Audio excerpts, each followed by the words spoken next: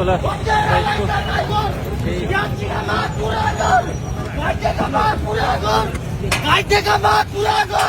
पत्र बताइरहेका छन् र उनलाई आइटी घरमा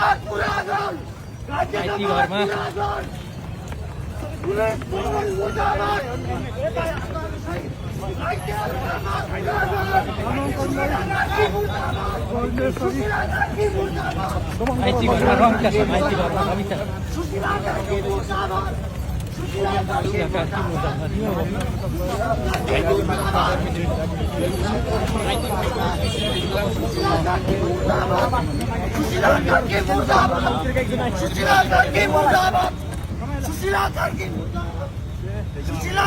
मुर्दाबाद हत्यारालाई कारवाही गर हत्यारालाई ल जाऊ भाइ अब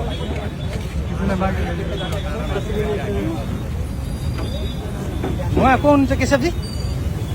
उहाँ को होइन